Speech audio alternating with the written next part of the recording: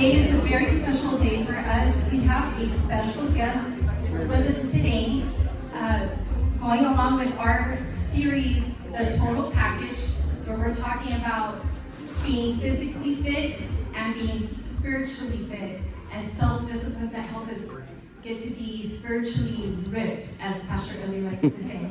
But we have a special guest with us. I want to introduce her. This is going to be a long intro because of her many, many accomplishments. But I want to honor her this morning. So she's a mom. She's an author. She's a fitness model. She's CEO of Perla Mont Fitness Company. She has her own line of nutritional supplements that are sold at GNC. She's an international workout hostess. Last October, she sold out the Paint Arena with over 500 ladies coming to work out for free with her. She is a 3-time Emmy-nominated weather news forecaster. She's a radio host on 101.5 Digital. She serves as an inspiration to so many women as she helps them not only look better, but feel better. So let's give a round of applause and welcome Perla Montemayor. Good morning. Perla, thank you so much for being with us today. Oh, thank you. I know that you're used to talking in front of people, but maybe at church, a lot of people say it's more nerve-wracking. It is so way different. It is so different. But we're gonna have fun. We're gonna have a conversation on, again, spiritual fitness, right, and physical fitness. But in my introduction, I mentioned a lot of your accomplishments. But what a lot of people may not know is the many struggles that you went through and obstacles that you had to overcome through trying to get those accomplishments. If you can share with us a little bit, because we've all had struggles, and so share with us what you've gone through. Well, I think good morning, everybody. Good morning. Unfortunately, I think that the struggles that I've been through, it's the struggles that most of women go through life. We talk about it sometimes, we don't talk about it sometimes, we feel ashamed of it sometimes.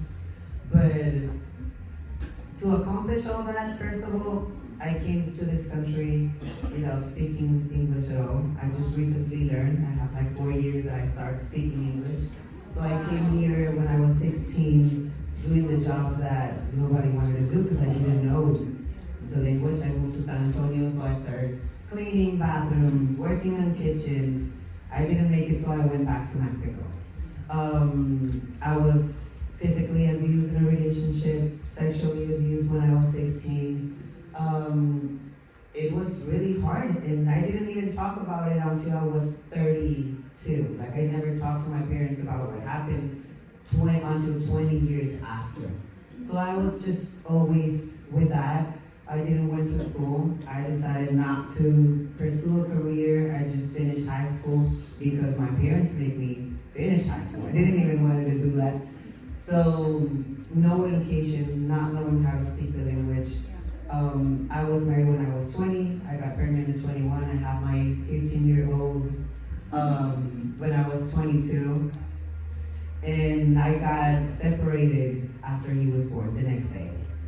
So my parents were like, okay, so it was your decision to get married young, to have kids. So you need to go look for the way that you're gonna keep going without our help.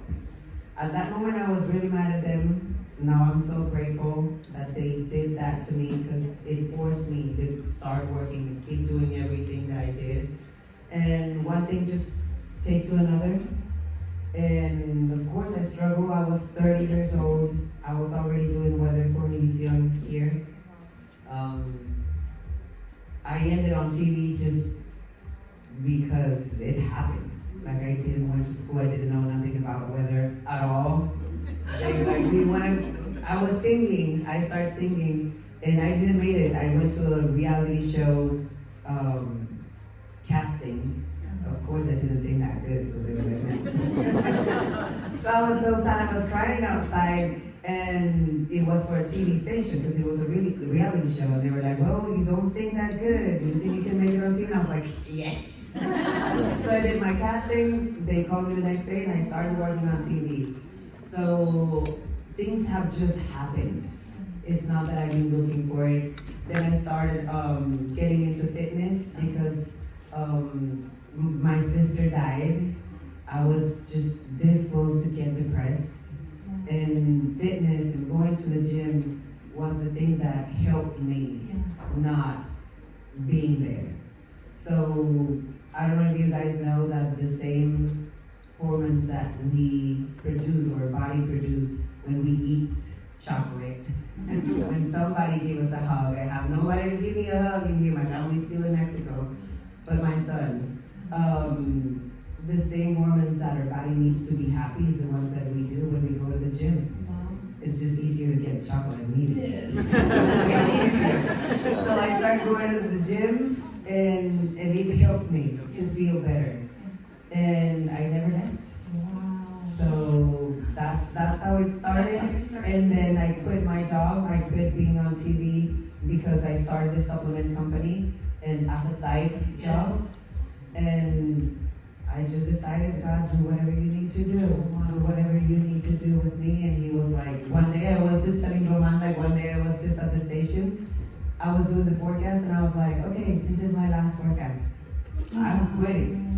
And they're like, what? And I was like, yeah, I want to be with my kids. I want to be with my family. Yes. I'm not doing this no more. So I became a full-time entrepreneur with the supplements. And that was the way that I had to help other women feeling good. Because most of the time when we go to the gym, when we try to look better, it's not because we don't like what we see in the mirror, it's because we don't like what we see inside us. Yes.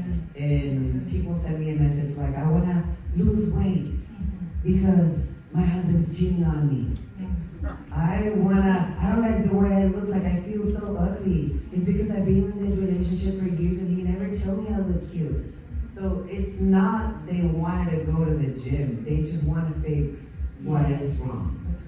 And I think that's been the way that God has been using fitness through me to try to help people that just been struggling like I did. Wow, that's awesome. Amazing. I have 2 pictures that I want to show. I want to show. Don't be scared.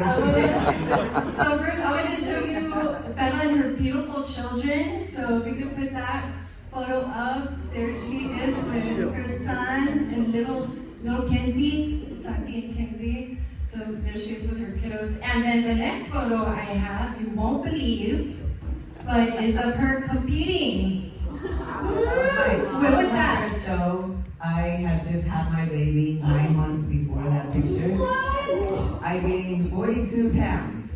Wow. And at the time, I remember my ex-husband, I was like, I want to compete. And he was like, you can't do it. And I was like, watch me. And I got first place. I got the first place last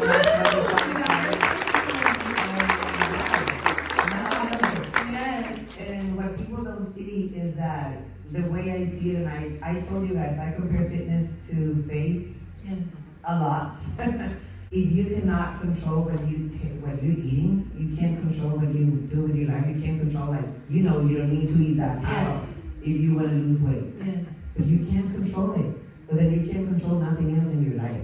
You can't control the people that you pick to be around you. Mm-hmm. You can't control the decisions you need to make for your business to grow. Yeah. If you can't control a simple something that's not eating the donut, you can't control not like seeing. Like, Yes. I know I don't have to talk to this girl because I'm married, right?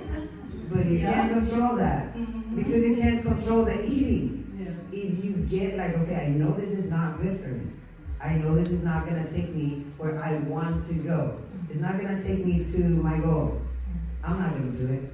So then when you see that woman that you're not supposed to be talking to, it's just an example, okay? You're gonna be like, no, this is not me. This is not taking me where my family needs me to go. This is not what I wanna be. This is not the person that I wanna be. I'm not doing it. And it starts just with simple decisions that, Yes. you know, this is not for me.